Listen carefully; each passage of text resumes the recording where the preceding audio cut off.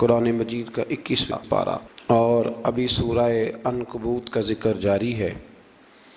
اللہ کریم نے اس پارے کی پہلی آیات میں تلاوت قرآن پاک، اقامت نماز اور نماز کے جہاں اور بہت سارے فوائد ہیں وہاں یہ بھی ارشاد فرمایا کہ ان الصلاۃ تنہا عن الفحشاء والمنکر، فرمایا بے شک نماز منع کرتی ہے بے حیائی سے اور برے کاموں سے۔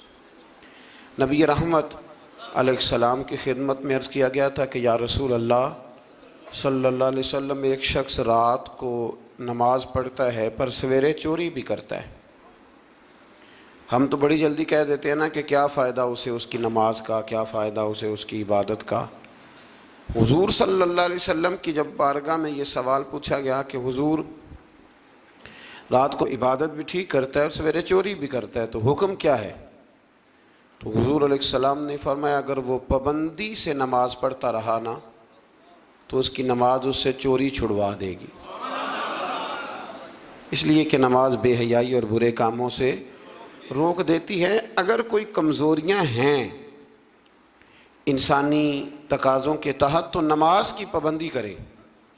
اگر آپ نماز کے پابند ہو گئے نا، کچھ وقت لگے گا تو پھر وہ بھی ساری کمزوریاں اللہ دور فرما دے گا۔ شرط یہ ہے کہ اس کو پابندی کے ساتھ پڑھتے رہیں۔ کچھ دوست کہتے ہیں نماز میں دل نہیں لگتا، تو میں نے کہا نہ بھی لگے تو پھر بھی پڑھیں۔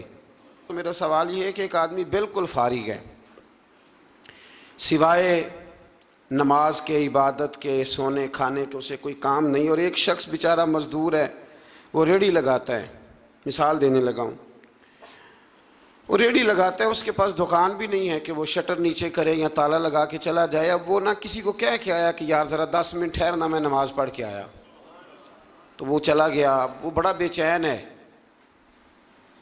کہ میری پیچھے ریڑھی بھی ہے، وہ بندہ جلد باز نہ ہو جائے، وہ نکل نہ جائے، وہ میرے تھوڑا سا میرا راس ہے، 2-4 ہزار کا مال ہے، غریب آدمی۔ نماز بھی اس نے پڑھی، توجہ اس کی پیچھے لگی رہی۔ ایک بالکل فارغ تھا، کوئی مجبوری نہیں تھی، اس نے بھی نماز پڑھی۔ آپ یہ بتائیے کہ زیادہ ہمت کس نے کی؟ اس کا تو دل ہی نہیں لگا نماز میں، ریڑھی کی فکر تھی، لیکن ہمت زیادہ اس نے کی، اس لیے کہ اس کی مجبوری ہے، اس کے لیے آزمائش پیچھے کھڑی ہے، تیار ہے۔ دوائی کھانے میں دل لگتا ہے؟ کیوں کہتے ہو میں دل ہی نہیں لگ رہا آپ کا؟ خدا نہ خواستہ خاکم بدن، اللہ ہم سب کو معاف فرمائے، اگر بچے کا آپریشن کرانا پڑ جائے تو دل کرتا ہے؟ کیوں کراتے ہو؟ اس کے لیے ضروری ہے۔ تو بھائی یہ فلسفہ ہی غلط ہے کہ میرا دل نہیں لگتا تھا تو میں نے چھوڑ دی۔ دل تو کئی دفعہ انسان کا دکان پہ بھی نہیں لگتا، بیچ دو گے؟ نہیں دل کرتا کام پہ جانے کو تو ریزائن کر دو گے؟ تو یہ تو بالکل سرے سے بات ہی بڑی عجیب ہے۔ ہاں دل لگنا چاہیے، نماز سے دلچسپی ہونی، لیکن نہ بھی لگے تو ہم کو دل کے لیے نماز نہیں پڑھ رہے، رب کے لیے نماز پڑھ رہے ہیں۔ ہاں یہ بات سمجھ لیں، نماز دل کے لیے نہیں، نماز وہ دیکھیں نا، ایک صاحب کہتے ہیں جی میں 5 نمازیں پڑھتا ہوں تو روزی میں برکت پھر نہیں ہوتی، تو میں کہتا ہوں وہ عبادت کرتے ہو کہ تجارت کرتے ہو؟ پیسے کمانے گئے تھے؟ پیسے کمانے گئے تھے کہ نماز پڑھنے گئے تھے؟ تو نماز آپ کو بے حیائی اور برے کام سے روک دے گی، پر شرط یہ ہے کہ نماز کی پابندی کرے اور بر وقت پڑھیں اور تھوڑی صحیح کر کے پڑھیں۔ مطلب نماز پڑھی جاتی ہے، اہتمام نہیں ہوتا، یعنی لوگ بھاگ کے وضو کرتے ہیں، فٹافٹ آتے ہیں، بھئی آج ہو گیا ہے۔ بڑی جو بندہ گاڑی بھگا کے لاہور پہنچنا چاہے تو وہ 15 منٹ جلدی پہنچ سکتا ہے، 1 گھنٹہ پہلے پہنچ سکتا ممکن نہیں میرے عزیز، ہو نہیں سکتا۔ جلدی نماز پڑھنے سے آپ کیا کر لیں گے؟ صحیح کر کے پڑھیں، سونی کر کے پڑھیں، تسلی کے ساتھ پڑھیں، ٹھنڈے دل کے ساتھ پڑھیں۔ مطلب نماز پڑھیں تو پھر مزہ آئے۔ امام اعظم کا ایک پڑوسی ہے تو وہ کہتا ہے کہ امام صاحب نا گرمیوں کے دنوں میں نا چھت پہ چڑھتے تھے، چونکہ میرے گھر میں عورتیں نہیں تھیں، مرد ہی تھے زیادہ، اور میرا ایک بچہ تھا چھوٹا۔ کہتے ہیں کہ وہ چھت پہ نماز پڑھا کرتے تھے تو وہ اتنی دیر تک کھڑے رہتے کہ لگتا کوئی ستون کھڑا ہے، رات کو ستون محسوس ہوتا، اتنی دیر تک وہ تلاوت کرتے، اللہ کی بارگاہ میں کھڑے رہتے۔ تو فرماتے ہیں جب ان کا انتقال ہوا تو میرا بیٹا کہنے لگا کہ ابا جی پڑوسیوں کی چھت پہ جو کھمبا تھا، جو ستون تھا، وہ کہاں گیا؟ تو کہتا میں رو پڑا۔ میں نے کہا بیٹا وہ ستون اور کھمبا نہیں تھا، وہ تو ابو حنیفہ تھا جو اپنے رب کے حضور کھڑا رہا کرتا تھا۔ تو دلچسپی پیدا کریں۔ اللہ تعالیٰ ہمیں رمضان کے بعد بھی پابندی صلاۃ کی توفیق عطا فرمائے۔ آیت نمبر 46 میں اہل کتاب سے بحث اور مباحثہ اور مجادلہ کے آداب اور اسلوب تبلیغ کے شائستہ اور پسندیدہ ہونے کا بیان کیا گیا۔ جب آپ تبلیغ کریں تو آپ کے جملے بڑے شستہ ہونے چاہیے، صاف ستھری بات آپ کریں۔ قرآن مجید نے کہا نا ادعو الی سبیل ربک بالحکمہ والموعظۃ الحسنہ، لوگوں کو اللہ کی طرف بلاؤ تو خوبصورت نصیحت کے ساتھ، حکمت کے ساتھ اور اچھے انداز میں۔ اب تو اللہ تعالیٰ معاف کرے، کبھی کبھی سوچ میں پڑ جاتے ہیں کہ یہ مطلب کیا ہو رہا ہے، یعنی اب مولوی کے نام کے نیچے لکھا ہے فنی مولوی، مولوی کے نام کے نیچے لکھا ہے اور اس کو دیکھنے والوں کی تعداد لاکھوں میں ہوتی ہے، کہتے ہیں یہ مولوی فنی ہے۔ بھئی آپ تھوڑا سمجھیں، مسجد میں تو جو آدمی زیادہ ہنستا ہے اس کی قبر میں اندھیرا ہوتا ہے۔ آپ یہ کیا کر رہے ہیں؟ ہاں کوئی بات ایسی آ جاتی تھی تو اللہ کے نبی بھی مسجد میں مسکراتے تھے، حضور بھی مسکراتے تھے، صحابہ بھی مسکراتے تھے، اور صحابہ کہتے ہیں حضور جب مسکراتے تھے تو دانتوں سے نور نکلتا تھا، مسجد نبی کی دیواریں بھی چمک اٹھتی تھی۔ لیکن یہ مطلب مولوی کو اس لیے بلانا کہ وہ لطیفے سنائے گا، وہ طنز و مزاح کی بات کرے گا، تو آپ نے کیا فرق رکھا مسجد میں، اللہ کے گھر میں اور دیگر جگہوں پہ؟ آپ ذرا سمجھیے اس بات کہ وہی بات جو قرآن نے کہی کہ لوگوں نے دین کو کھیل تماشا بنا لیا ہے، معاذ اللہ لوگوں نے کھیل تماشا سمجھ لیا ہے، تو کس طرف مطلب قوم لگ گئی ہے، اور بڑا بڑا عروج ہے اور بڑی بڑی باتیں ہیں، بیچ میں ہے کیا کہ لطیفے سنائے جا رہے ہیں اور داستان سرائی ہو رہی ہے اور کہانیاں ہو رہی ہیں، اور قوم ہے کہ وہ اس پر لگی ہوئی، اچھی نصیحت، خوبصورت جملے۔ میرے رسول کریم علیہ السلام کے غلام کہتے ہیں حضور جنت کا ذکر کرتے تھے تو یوں لگتا تھا ہم جنت کی سیر کر رہے ہیں، حضور دوزخ کی بات کرتے تو ہمارے خوف سے رونگٹے کھڑے ہو جاتے، اور حضور قیامت کا ذکر کرتے تو یوں لگتا کہ نکل کے باہر جائیں گے تو قیامت آ جائے گی۔ یہ انداز تھا حضور کا بات کرنے کا، تو لہٰذا بڑی شستہ، بڑی صاف ستھری اور بڑی میٹھی اور بڑی ٹھنڈی بات کریں۔ دین کی بات جب آپ کریں تو پھر اس میں حسن چھلکے۔ عام آدمی اور دیندار آدمی کے لب و لہجے میں فرق ہونا چاہیے، اسے سمجھنا چاہیے۔ اللہ توفیق عطا فرمائے۔ رسول اللہ صلی اللہ علیہ وسلم کی صفات میں سے ایک صفت نبی امی ہونا بھی ہے۔ امی کا معنی اعلیٰ حضرت نے فرمایا بے پڑھا ہوا، جس نے دنیا میں کسی سے پڑھا نہ ہو، یعنی آپ نے رسمی طور پر لکھنا پڑھنا نہیں سیکھا۔ اس میں بھی اللہ تعالیٰ کی بے پناہ حکمت ہے کہ حضور نے دنیا میں آ کے پڑھنا لکھنا نہیں سیکھا۔ آیت نمبر 48 میں فرمایا کہ آپ نزول قرآن سے پہلے کوئی کتاب نہیں پڑھتے تھے۔ یہ بڑی انوکھی بات کا ذرا سمجھیے گا، یہ بھی میرے نبی کی شان ہے۔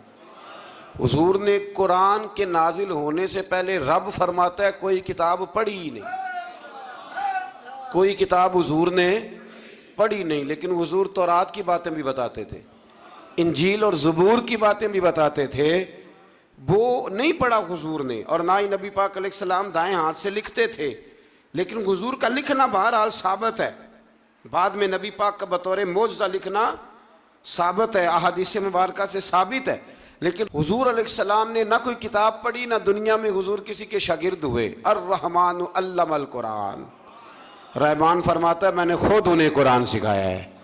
حضور نے اپنے رب سے سیکھا، ڈائریکٹ اللہ کے شاگرد ہیں میرے نبی کریم۔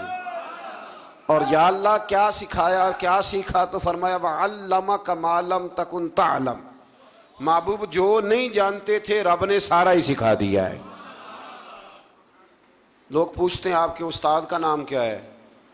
لیکن جتنا بڑا استاد ہو شاگرد کا علم بھی اتنا بڑا ہوتا ہے، تو نبی پاک نے اللہ سے سیکھا ہے۔ اب آپ اندازہ کر لیں کہ اللہ نے کیا کیا علم میرے رسول کو سکھایا ہے۔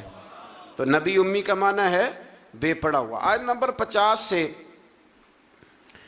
کفار کے معجزے کی فرمائش کے جواب میں فرمایا کہ قرآن مجید سے بڑھ کر معجزہ اور کیا ہو سکتا ہے، اس کے علاوہ کیا معجزہ مانگتے ہو، یہ بہت بڑا معجزہ ہے۔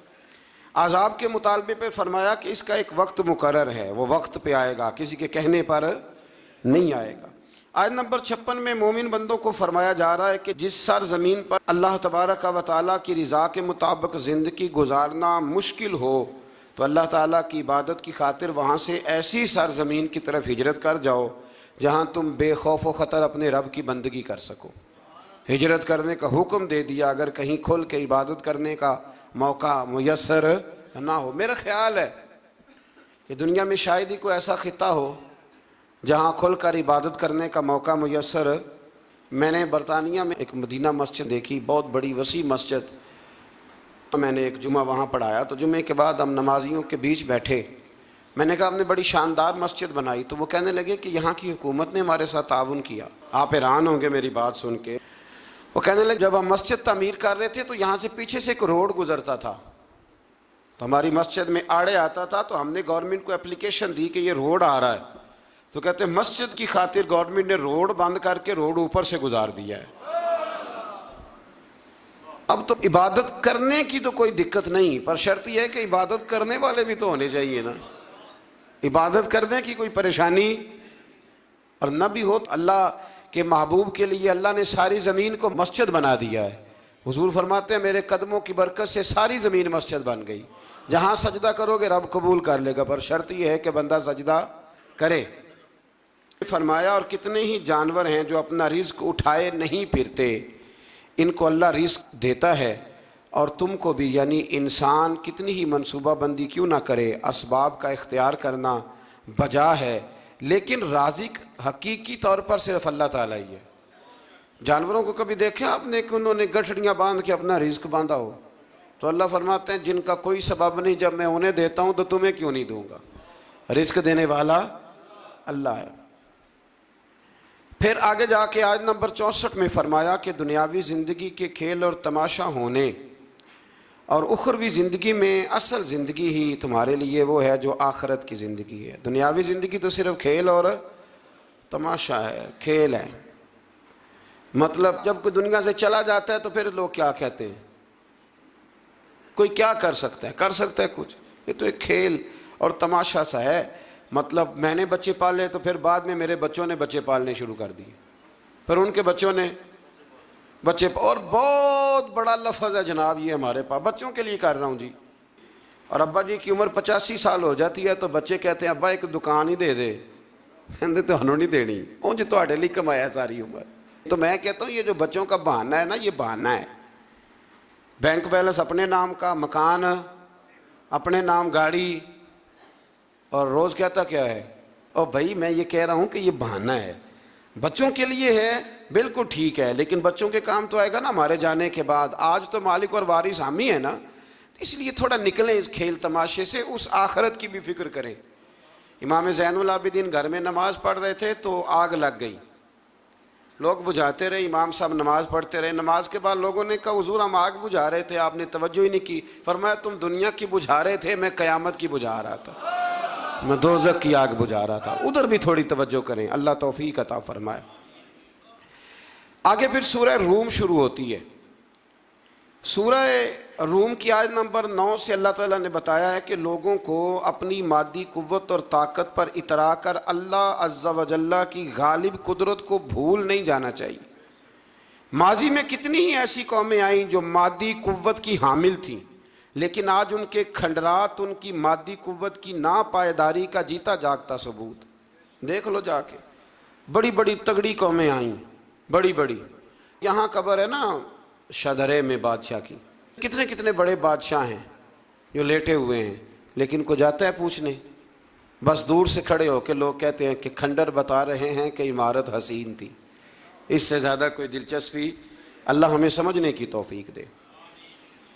پھر اللہ تبارک و تعالیٰ نے آیت نمبر 21 سے بتایا کہ اللہ کی قدرت کی نشانیوں میں سے یہ بھی ہے کہ اس نے انسان کو مٹی سے پیدا فرمایا اور پھر اسی کی جنس سے جوڑے بنائے تاکہ ان سے سکون حاصل کریں، اور زوجین کے درمیان محبت اور ہمدردی کا رشتہ قائم کیا۔ زوجین سے مراد میاں بیوی۔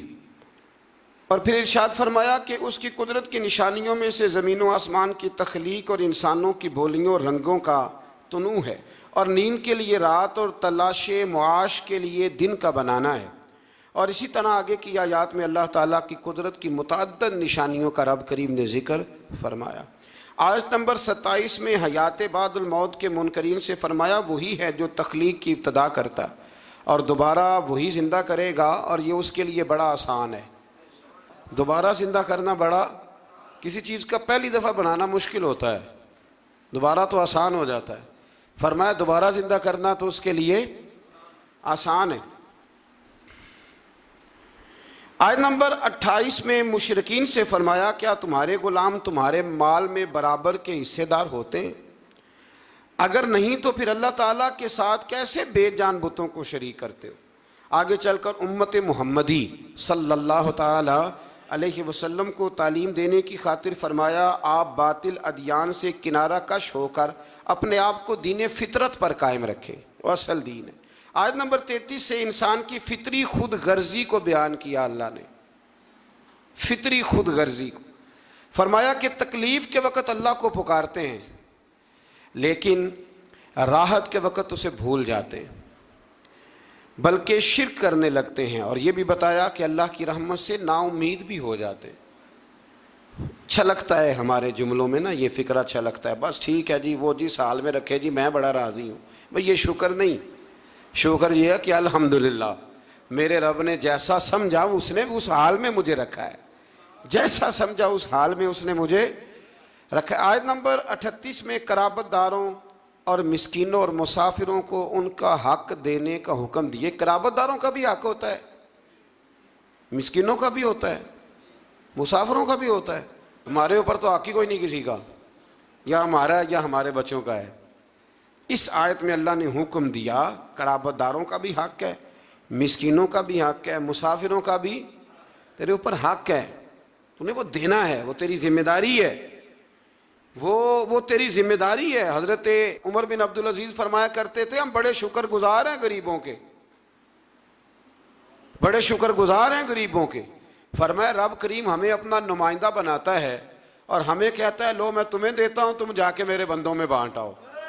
فرمایا ہم تو ان کے شکر گزار ہیں کہ یہ ہم سے قبول کرتے ہیں تو ہمارے کھاتے میں نیکیاں جمع ہو جاتی، یہ تو محسن ہے ہمارے۔ یہ لوگ غریب لوگ نہ ہوتے تو کہاں ہم صدقات و خیرات کرتے، لیکن جتنی تکلیف غریبوں کو دی جاتی ہے، جس قسم کی اذیت سے گزارا جاتا ہے، اور جو حال ہو رہا ہے بالخصوص رمضان کے دنوں میں، میں نے بہت پہلے کہہ دیا تھا اللہ کے رستے میں دینا لیکن لوگوں کو رستوں میں کھڑا نہ کرنا۔ ایک ہی جملہ ہے، اللہ کے رستے میں دینا پر لوگوں کو رستوں میں کھڑا، لائنیں نہ بنوانا، چکروں میں نہ ڈالنا، آزمائش میں مبتلا نہ کرنا۔ کدھر گئے وہ لوگ جو رات کے اندھیرے میں دینے کی کوشش کرتے تھے؟ کہاں گئے وہ لوگ جو کہتے تھے دینا ہے پر کسی کو خبر نہ ہونا چاہیے؟ اللہ سمجھنے کی توفیق دے۔ آیت نمبر 41 میں فرمایا کہ بحر و بر میں فساد لوگوں کے اپنے کرتوتوں کے سبب ہے، اور لوگوں کو ایک دوسرے سے بھڑا دینا بھی ایک صورت عذاب ہے۔ فرمایا جب تم بحر و بر میں فساد کرتے ہو تو پھر تمہارے درمیان اختلافات ہو جاتے ہیں، یہ ایک عذاب ہے۔ بھائی کی بھائی سے ناراضگی عذاب نہیں؟ بچے اگر کسی جگہ جا کے ماں باپ کی شکایت کریں کہ وہ بڑے بھائی کے بچوں سے زیادہ پیار کرتے ہیں تو یہ عذاب نہیں؟ یعنی بیٹا اگر کسی جگہ بیٹھ کے پنچایت میں اپنے باپ کے خلاف دلائل دے تو یہ عذاب نہیں؟ فرمایا اب تم فساد کرتے ہو پھر اس عذاب سے دوچار ہوتے ہو۔ اللہ سمجھنے کی توفیق دے۔ تو میرے عزیز سمجھیے اس بات کو کہ قرآن مجید ہماری کس طرح تربیت کر رہا ہے۔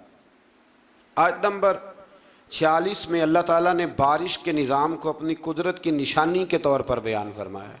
کتنی سخت گرمی ہوتی ہے اور جب بارش ہو جائے تو فرمایا یہ بھی میری قدرت کی نشانی ہے۔ آیت نمبر 54 میں انسانی وجود سے اپنی وحدانیت پر استدلال فرمایا کہ کمزوری کی حالت میں انسان کی پیدائش، پھر قوت کے بعد پھر کمزوری اور بڑھاپا، یہ سب حالتیں اللہ تعالیٰ ہی طاری کرتا ہے۔ آیت نمبر 55 میں مجرموں کو اس بات پر قسمیں اٹھانے کا ذکر ہے کہ وہ دنیا میں صرف پل بھر رہے تو ان سے سخت محاسبہ کیوں کیا جا رہا ہے؟ اللہ تعالیٰ فرمائے گا جھوٹ بولنا ان کی پرانی عادت ہے۔ جب قیامت میں اللہ تعالیٰ مجرموں کو حساب لے گا تو کہیں گے یا اللہ ہم تو تھوڑی دیر کے لیے تو گئے تھے، وہ پل بھر کے لیے گئے تھے، جھوٹ بول دیں گے تو اللہ فرمائے گا یہ تو تمہاری پرانی عادت ہے، یہ پرانی عادت ہے مجرم کی۔ کہ مجرم کیا کرتا ہے؟ جھوٹ بولتا ہے۔ نماز کیوں نہیں پڑھتے؟ کہتے کپڑے نہیں پاک۔ آؤ پھر ہوٹل پہ کھانا کھانے چلے تو کہتا میں ذرا بدل کے آیا. یعنی مجرمانہ سوچ ہے نا, غفلت کی سوچ, اور پھر اس پر دلائل دینا. یعنی آپ کسی سے پوچھے نماز پڑھتے ہو, کہتے ہیں حضرت صاحب جھوٹ نہیں بولنا, میں فجر کی پڑھتا ہوں باقی نہیں پڑھتا. میں نے کہا بڑا سچا ہے بھائی تو, یعنی میں جھوٹ نہیں جی بولتا. خدا کے بندے اتنی ڈھٹائی سے تو بات کر رہا ہے, اتنی ڈھٹائی سے. اور ایک بات آپ کو بڑی ذمہ داری سے عرض کرنے لگا ہوں, ذرا میری بات کو سمجھنا. اگر آپ 4 دن مسلسل گھر نہ جائیں تو آپ کی بیوی شور کرتی ہے کہ نہیں کرتی؟ یہ ویسے بھی غیر اخلاقی بات ہے, آپ کی ذمہ داری نہیں ہے آپ کا گھر. تو 4 دن مسلسل آپ باہر رہیں بغیر کسی وجہ کے تو شور اٹھتا ہے کہ نہیں؟ اگر ابا جی آپ کے رہتے ہیں نا سعودی عرب میں تو وہاں بھی فون چلا جائے گا. اس کو سمجھائیں 4 دن سے گھر نہیں ہے. تو 4 دن گھر نہ جائے تو شور ہوتا ہے, اور تو مہینہ مہینہ مسجد ہی نہیں جاتا, اور پھر تیرے اندر پھر مد و جزر نہ ہو, پھر جوار پھاٹا نہ ہو, پھر ساری نعمتیں موجود ہونے کے بعد تیرا کلیجہ منہ کو نہ آئے, پھر تیرا جگر نہ پھٹے, پھر رات کو تجھے نیند کیسے آئے؟ اس لیے کہ تو نے وہ اپنے اندر کے ساتھ دھوکہ شروع کر دیا ہے. تو وہاں گیا ہی نہیں جہاں سے تجھے 5 وقت آواز آتی ہے, تو توجہ ہی نہیں کی.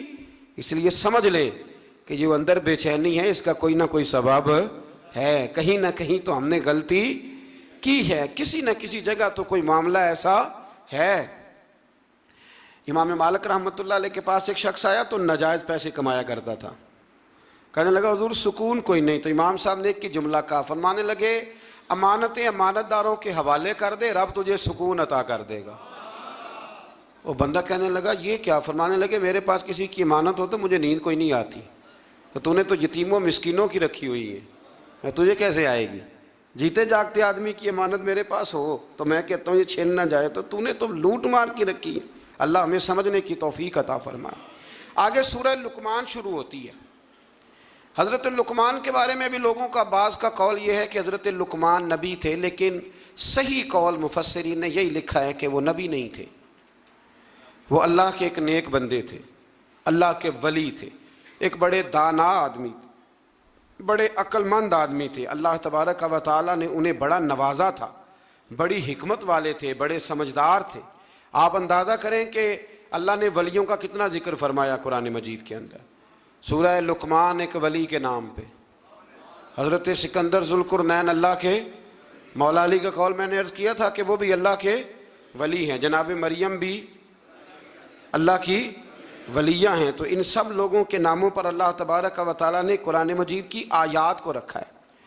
تو سورہ لقمان ہے, اس میں حضرت لقمان نے جو اپنے بیٹے کو نصیحتیں کی ان کا بھی ذکر ہے, اور بھی کئی چیزوں کا ذکر ہے, لیکن اس کا جو اہم مضمون ہے وہ یہی ہے کہ حضرت لقمان نے اپنے بیٹے کو نصیحت کی. ایک بات سمجھ لینا, بڑی دنیا نصیحت کرتی ہے, لیکن جو باپ شفقت کے ساتھ گود میں بٹھا کے نصیحت کرتا ہے اس کا بڑا ہی مزہ آتا ہے.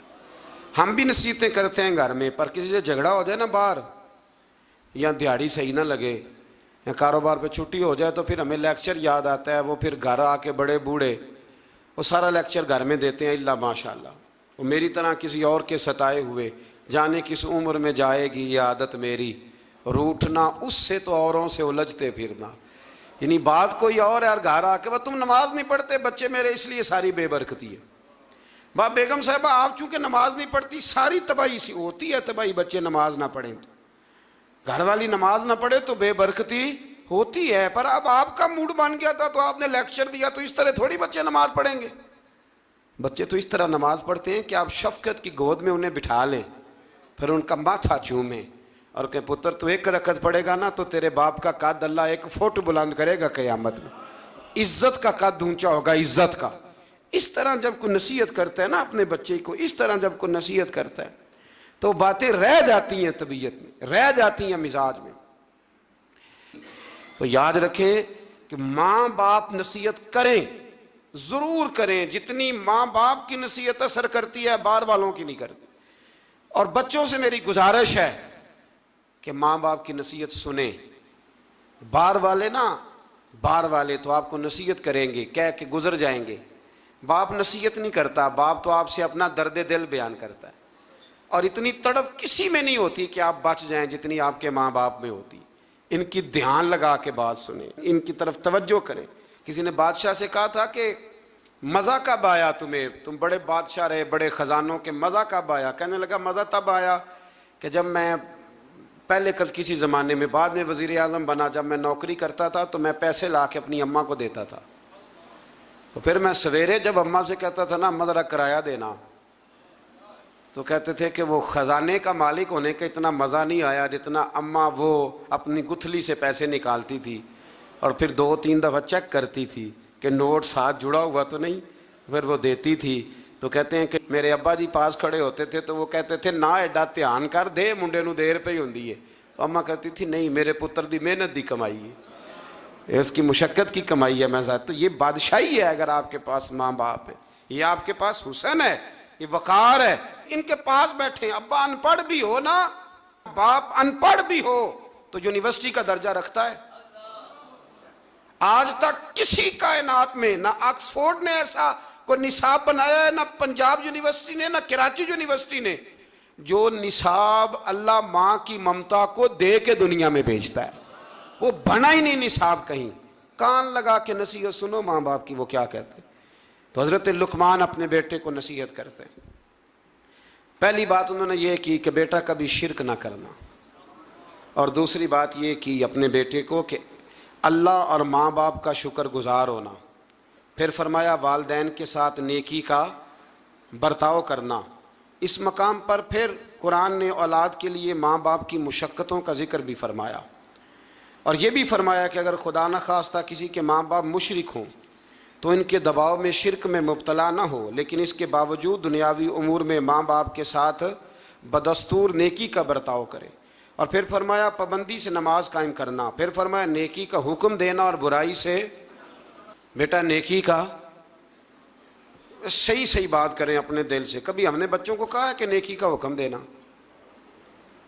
بیٹے اچھا سا کاروبار کر، کوئی تگڑے سے پیسے کم، نیکی کا حکم دینا اور برائی سے، یہ باپ کہہ رہا ہے اپنے بیٹے کو بیٹا یہ تو نے ڈیوٹی کرنی ہے۔ اور پھر ارشاد فرمایا کہ پابندی سے نماز قائم کرنا، نیکی کا حکم دینا، برائی سے منع کرنا، لوگوں کے ساتھ تکبر سے پیش نہ آنا، زمین پہ اکڑ کے نہیں بلکہ عاجزی کے ساتھ چلنا۔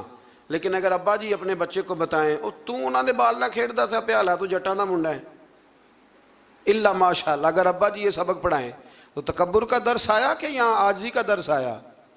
اس کو کہنا چاہیے تھا بیٹا یہ تو اللہ کی تقسیم ہے پر مخلوق ساری رب کی ہے۔ کہا بیٹے کبھی تکبر نہ کرنا، چال اور گفتار میں تواضع اختیار کرنا۔ یہ حضرت لقمان نے اپنے بیٹے کو نصیحت اس میں کہیں فرمایا کہ ذرا دھیان سے رزق کمانا، کہا کہیں توجہ سے افسر بن جانا، یہ کہا ہے بچہ انسان بن جائے نا تو ساری افسریاں اس کے قدموں میں آ جاتی، اور اگر وہ انسان نہ بنے تو پھر وہ افسر بھی بن جائے تو لوگ تکلیف میں ہوتے ہیں، مزدور بھی ہو تو لوگ تکلیف میں ہوتے ہیں، اس کے بیوی بچے بھی۔ اللہ کرے کہ ہم انہیں انسان بنانے میں کامیاب ہو جائیں۔ تھوڑا اور مختصر کرتا ہوں، آگے سورہ سجدہ شروع ہو جاتی ہے۔ اس کی آیت نمبر 7 سے انسان کے مٹی سے پیدائش اور نسل انسانی کے لیے جوہر حیات، نفع، روح، کان، آنکھ اور دل جیسی نعمتوں کا اللہ نے ذکر فرمایا ہے۔ پھر آیت نمبر 15 میں فرمایا کہ ہماری آیات پر ایمان وہ لوگ لاتے ہیں جب ان آیات کے ذریعے انہیں نصیحت کی جاتی ہے تو اپنے رب کی تسبیح اور حمد کرتے ہیں، سجدے میں گر جاتے ہیں، تکبر نہیں کرتے۔ ان کے پہلو عبادت الہی میں مشغولیت کی وجہ سے بستروں سے دور رہتے، وہ اللہ کے عذاب سے ڈرتے ہیں اور اس کی رحمت کا یقین رکھتے ہوئے اسے پکارتے۔ پھر آیت نمبر 18 میں اللہ کریم نے فرمایا کہ مومن اور فاسق برابر نہیں ہو سکتے، مومن اور فاسق کبھی برابر نہیں ہو سکتے۔ باعمل مومنین کے لیے جنت کی صورت میں اللہ نے مہمانی تیار کی ہے، جبکہ فاسقوں کا ٹھکانہ جہنم ہے۔ پھر آگے سورہ احزاب شروع ہوتی ہے۔ سورہ احزاب، اس سورہ مبارکہ کی آیت نمبر 4 میں اللہ تعالیٰ نے فرمایا کہ میں نے کسی انسان کے پہلو میں 2 دل نہیں بنائے، دل ایک ہے، آنکھیں کتنی ہیں، کان کتنے، پیر کتنے، 2، ہونٹ کتنے، لیکن اللہ فرماتے ہیں دل میں نے، یہ نہیں ہو سکتا کہ ایک دل میں تم مجھے رکھ لو ایک میں میرے دشمن کو رکھ لو، یہ نہیں ہو سکتا کہ ایک دل میں اسلام ہو دوسرے میں کفر ہو. یہ نہیں ہو سکتا کہ ایک دل میں میرا محبوب ہو اور دوسرے میں تم نے کسی دنیا دار کو بٹھایا ہو. دل ایک ہے تو محبوب بھی ایک ہی ہونا چاہیے.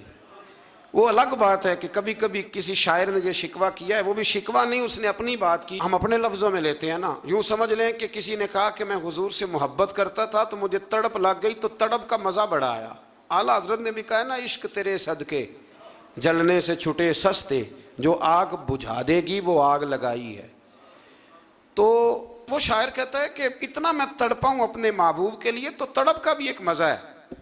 تو کہتا ہے وہ مزہ دیا ہے تڑپ نے کہ میری آرزو ہے یا رب میرے دونوں پہلوؤں میں دل بے قرار ہوتا، میرے دونوں پہلوؤں میں دل بے قرار ہوتا. اللہ کریم ہمیں سمجھنے کی توفیق عطا فرمائے. تو دل ایک ہے تو محبت بھی ایک ہی ہونی چاہیے. اسی آیت میں فرمایا کہ منہ بولے بیٹے وہ حقیقی بیٹے کے حکم میں نہیں ہوتے. نبی کریم علیہ السلام نے حضرت زید بن حارثہ کی پرورش کی تھی تو کچھ لوگوں نے زید بن محمد کہنا شروع کر دیا. فرمایا نام بھائی زید بن حارثہ ہی کہو، زید بن محمد نہیں کہہ سکتے. تو منہ بولا بیٹا حقیقی وارث نہیں ہوتا، یہ اللہ نے قانون بنا دیا ہے. تو اس لیے یہ جو بچہ آپ اڈاپٹ کرتے ہیں لیتے ہیں تو اس کی ولدیت اصل لکھوایا کریں، اپنی نہ لکھوایا کریں. ہاں اگر آپ نے جائیداد میں سے اپنی مرضی سے کچھ شے دینی ہے تو زندگی میں دے دیں، لیکن شریعت کہتی ہے کہ اس کے نام کے ساتھ اس کے اصل باپ کا ہی نام آئے. پھر آیت نمبر 6 میں فرمایا النبی اولیٰ بالمؤمنین من انفسہم، فرمایا یہ نبی مومنوں کے ان کی جانوں سے بھی زیادہ مالک ہے.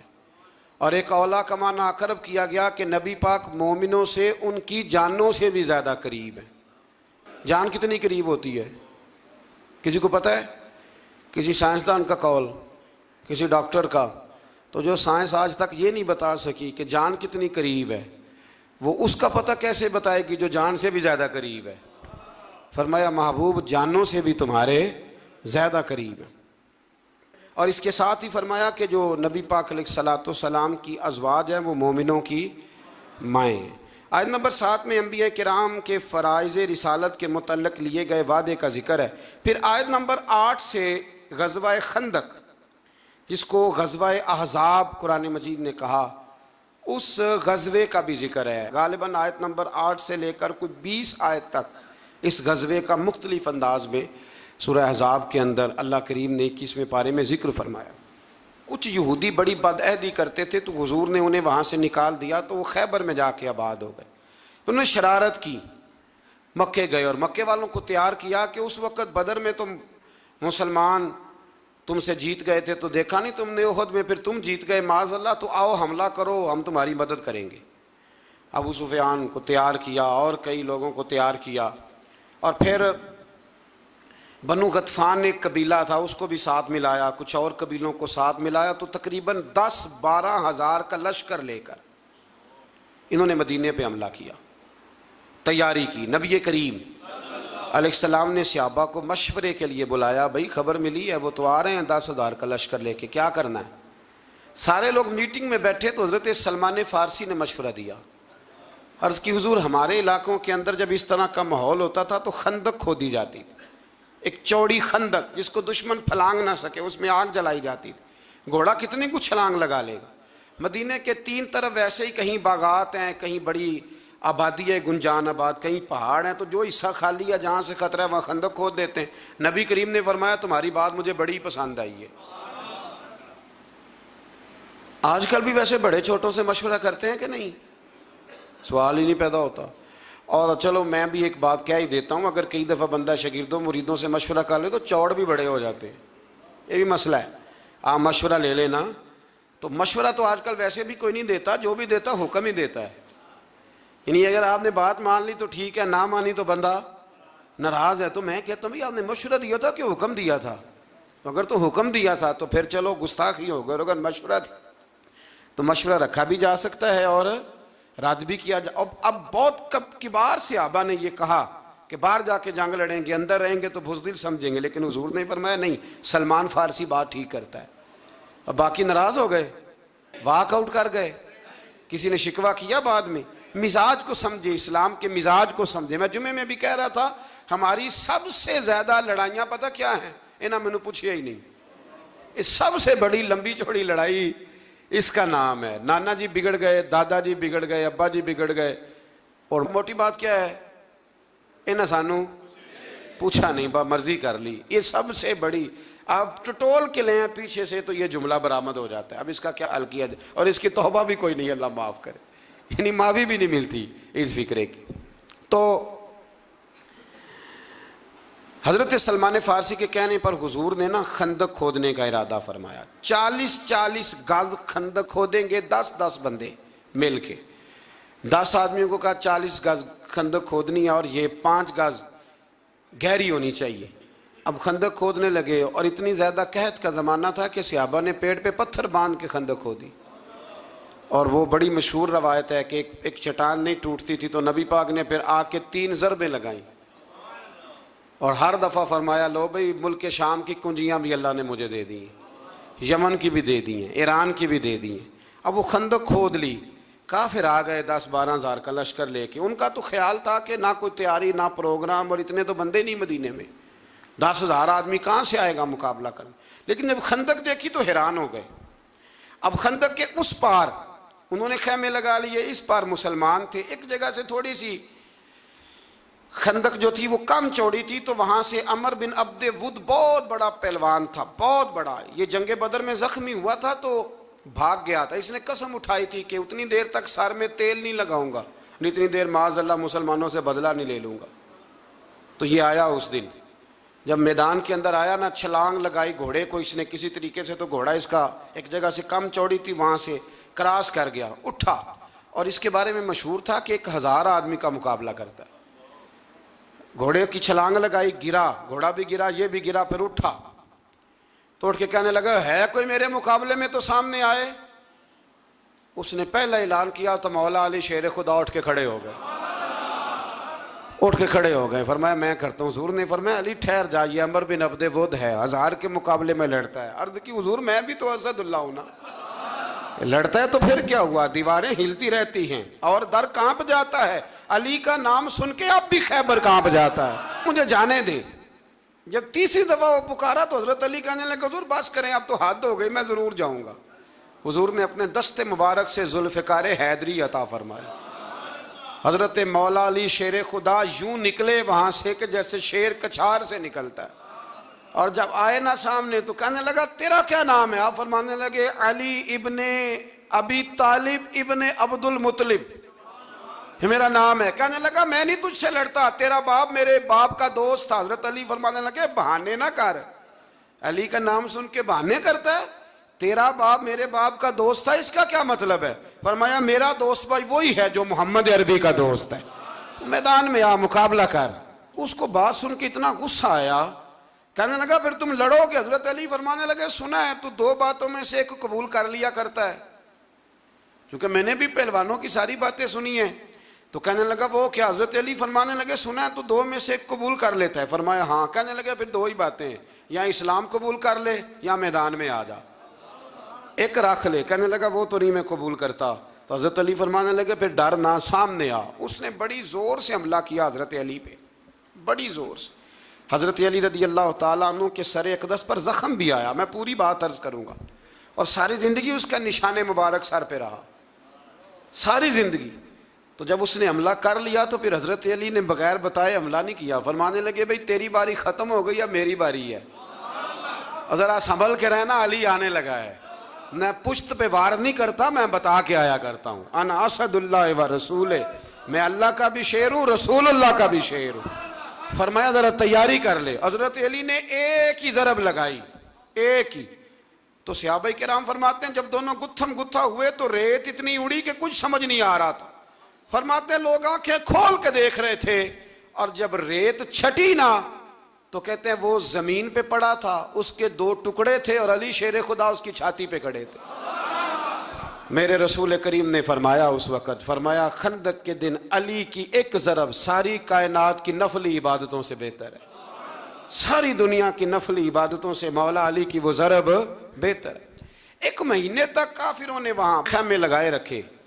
ایک دفعہ حضرت علی نے ایک بندہ ہی کاٹا, پھر دوبارہ جرت کوئی نہیں کی کسی نے آگے آنے کی, نہ کسی نے بتایا کہ وہاں سے ہے رستہ نکل جاؤ, کوئی آیا نہیں. پھر اللہ نے فضل فرمایا, جس کا یہاں اللہ نے آیت نمبر 8 سے آگے ذکر فرمایا ہے. یہاں پھر اللہ نے فضل فرمایا. ان کے خیمے لگے تھے, ٹھنڈ بڑی تھی تو رب کریم نے ہوا بھیجی, ٹھنڈی ہوائیں چلی, آندھیاں آئیں, خیمے اکھڑ گئے, جانور ان کے رسے توڑا کے بھاگ گئے.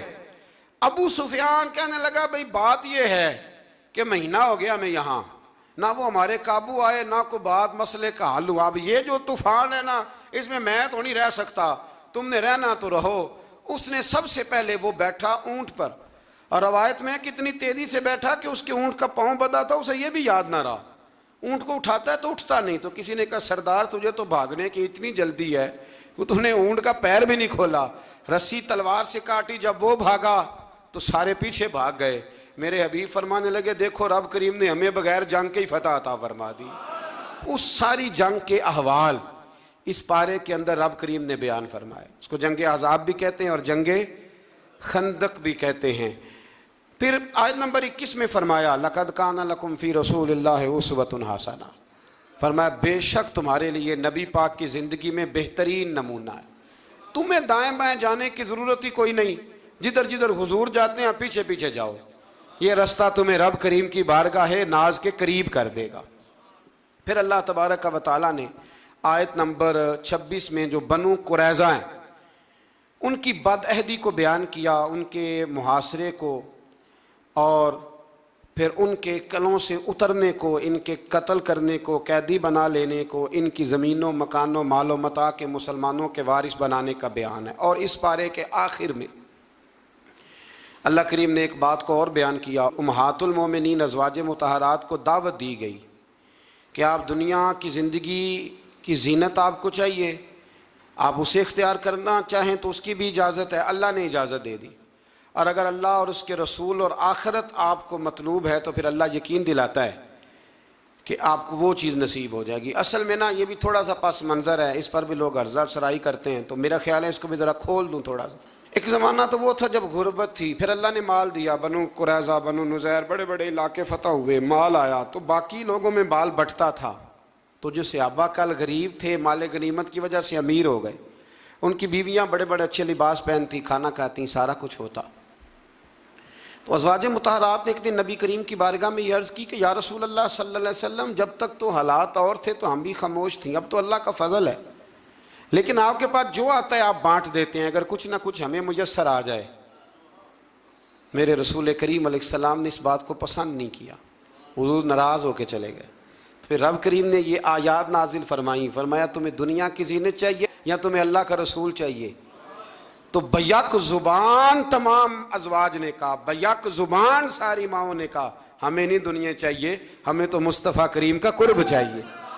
سب نے کہا کہ ہمیں تو نبی پاک کا قرب چاہیے, ہم اسی طرح رہیں گی, کھدر کا لباس پہن لیں گی, ایک وقت روٹی کھا لیں گی, پر رہنا رسول اللہ کے ساتھ ہے, رہنا نبی کریم کے ساتھ ہے. ایک اعلان یہ بھی ہے کہ آج سے نہ کوشش کریں رات کو کچھ دیر بیدار رہنے کی, کچھ وقت, اور رات کا آخری حصہ ہو جائے تو بڑا ہی اچھا ہے, اور ساری رات ہو جائے تو پھر تو بہت اچھا ہے. یہ 10 راتیں رسول کریم نے بیدار رہ کے گزاری ہیں. اللہ تعالیٰ ہمیں توفیق عطا فرمائے.